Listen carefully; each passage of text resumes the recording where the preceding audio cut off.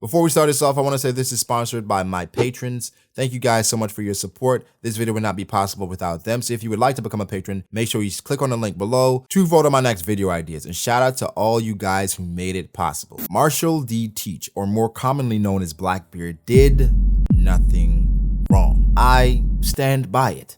And honestly, the purpose of this video isn't to really have you agree with me, but to mostly just see my perspective. I think everyone has a unique perspective, and if we were all given the same cast of characters, as well as the same setting, and was told to write a story, all of our stories would be different. So please keep in mind that this is just my perspective when evaluating things within the One Piece story, and how I think pirates should be. When thinking about pirates in the One Piece world, I thought about, first off, the pirates with the most influence. Obviously, these pirates would be the four Yonko: Kaido, Big Mom, Blackbeard, and Shanks. Whitebeard, of course, can be added to this discussion. Rest in peace, Oyaji. However, how did each of these pirates influence the world? Removing Blackbeard, I think there was always a delicate balance in regards to how these pirates not only operated, but also their level of influence. From what we know, Big Mom and Kaido operated within the confines of their specific territories. Kaido has been shown to venture out more, but they were interested in building what they had. Obviously, Kaido wanted a war, and Big Mom wanted to be pirate king or queen,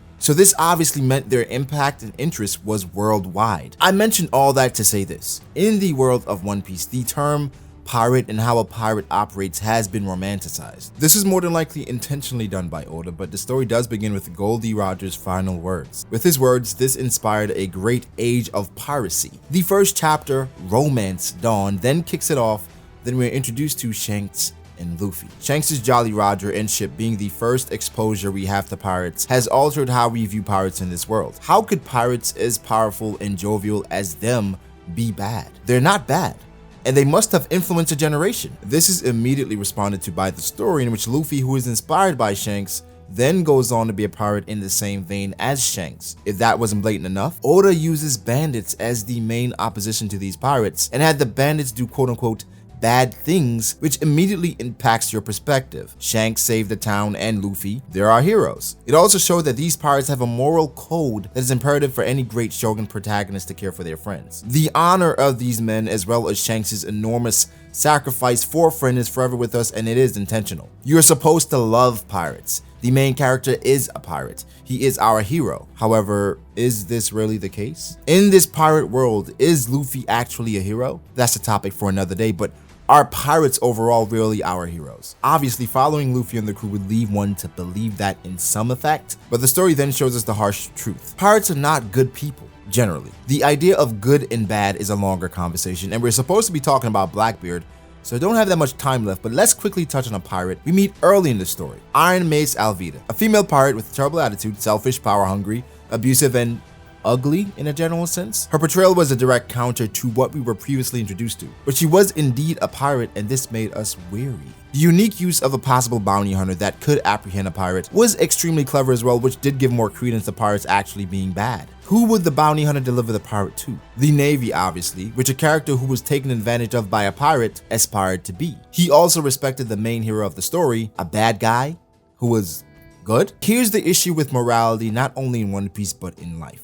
There are those who do bad things. That is the societal norm, so it's not deemed wrong. However, do you place the person who does wrong and bad in the same moral category? If I kill for a profession as a bounty hunter, am I as bad as a pirate who killed for say a devil fruit? Where do you draw that moral line? I suppose as long as the Marines will it, then it must be okay, right? The bounty poster does say dead or alive, right? If you are somehow okay with the bounty system, and most fans of One Piece are, how can you judge a pirate for killing for a purpose? In One Piece, killing isn't bad, as the lava god Akainu and even the divine monk Sengoku has proven, as long as it's for a purpose. Roger and Ace are examples of this, and we of course cannot forget about Ohara. Roger was killed to end an era, Ace was killed to end the bloodline, and Ohara was destroyed to bury a secret. Yeah, very purposeful stuff. Killing obviously is an issue. What is the purpose of this killing? In Whole Cake Island, when Big Mom finally apprehended Opera, he messed up and lied. He deserves to die, right? All right, we've talked enough about morality and good and bad, and I promise I didn't want to go there.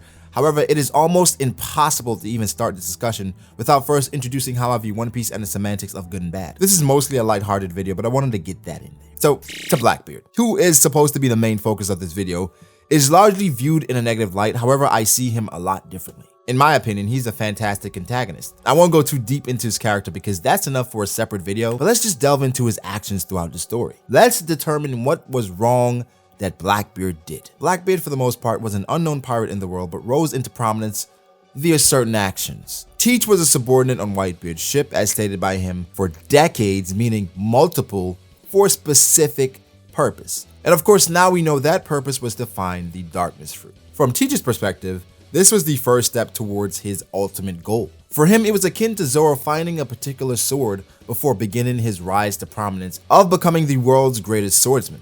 It was absolutely essential. So the rule on Whitebeard's ship was whoever finds the fruit gets to keep it. And of course, at that point, to accomplish his dream, he needed this fruit.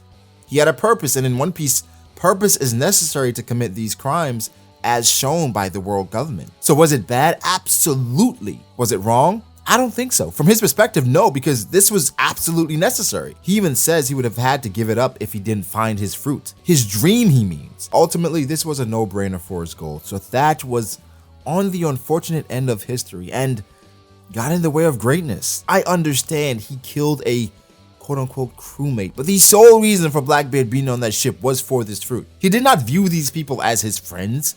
They were people you were forced to be around for a goal. In One Piece, perspective and how things happen are so important. So truly, this was a necessary step for Blackbeard's growth. This was something he had to do. There was no choice. This was always the mission. The next major step in Blackbeard's plan was a peace offering for the world government to become a warlord, and the person he had actually set his sights on was a young rookie he met back in Jaya, Monkey D. Luffy. From Blackbeard's perspective, which I'm going to be speaking from a lot, he was an unknown pirate, and this kid seemingly had 100 million berry bounty. It was too easy. However, Teach struck gold, no pun intended, when Ace stumbled upon him, and what do you know? Luffy is his little brother, so he can't let Teach go. And of course, Ace was already chasing him for what he did to Thatch, because Ace was Blackbeard's commanding officer on Whitebeard's ship. It's all funny now that Ace told Blackbeard that he should take the position because he had been with Whitebeard the longest, and they came to fight at that point. Just really crazy how Oda tied that in. From Teach's perspective, he not only offered Ace a spot on his crew, he was the one who was challenged, so he absolutely had to defend himself, and turning Ace in instead of Luffy was actually better. His plan was actually progressing even better than expected. He even mentioned in Marineford that he spared Ace's life. After Teach's success of taking down Ace, he is now a warlord, and he had an ultimate plan to get more powerful crewmates. Of course, he had crewmates already, but in comparison to Ace and what he needed, they were not enough. He planned to infiltrate Impo Down and recruit the strongest prisoners from level 6. Using his warlord status as a cover, he managed to get in and follow through with his plan. Now, from this standpoint, breaking into a prison is quote-unquote wrong. However, he didn't necessarily break in. He was somewhat allowed in based on his status. So he used his position and the benefits it presented. Once inside, there was already chaos, which was no fault of his own. So he took advantage of it. No biggie, right? So in the midst of all the chaos, he managed to recruit some powerful allies, which the world government covered up, by the way. So in this situation, Blackbeard took advantage of the world government's broken system. Pretty bad stuff, right? No, not wrong at all. Monkey D. Dragon had a quote. This is for Luffy, but I think it's also applicable here. Live as you wish. There are times in history when it takes a will such as yours, together with chance and coincidence, to make people question the world. What I got from this is that from Blackbeard's actions, this started to make the world government question how they do things. Blackbeard was ultimately a gear that started it all. Him and Ace's interaction was trying to be prevented by Shanks, but this was the thing that started it all. So in a way, everything kind of came together like the world willed it. Weird. Anyway, on to Marineford now. That was clean. He came in at the last minute, not only to embarrass the world government for not seeing through his plans, but also to collect the final piece of his ultimate plan, Whitebeard's devil fruit. Through this entire thing, my question was, how did he originally plan to take Whitebeard's fruit? What other plan did he have if he had turned in Luffy instead of Ace? He did comment several times that Whitebeard was over the hill, but he wouldn't take on the entirety of the Whitebeard pirates by himself. That's not his style. Anyway, Teach showing up to Marineford wasn't wrong. It was ambitious and smart. He was a master tactician, and he got Whitebeard at his weakest to claim his devil fruit. His encounter or lack thereof with Shanks was not wrong either. It was smart not to engage at that point. It was just too soon. And quite frankly, from where I'm standing, from their previous encounter, Shanks should be the aggressor. So engaging with Shanks at that point was not part of the plan. Other things such as the payback war and not engaging with Akainu can be viewed as a lot of things, but wrong isn't one of them. The payback war was a battle for supremacy and to solidify his place as a Yonko. And quite frankly, not engaging with a Navy Fleet Admiral before it's time to is always the best option. Ultimately, through luck, will, and ambition, Teach managed to crawl from the cellars of the unknown to the top of the pirate world. You can say it's from doing several quote-unquote bad things. But this was his plan and dream. These things had to happen this way. The only borderline thing I see here is probably Thatch, but again, on that ship, he was acting. He was always a pirate who would kill any of his crewmates to achieve his dream. Blackbeard isn't portrayed as a good person. He's not a good person, but he's a strong-willed person. He's a person that's willing to do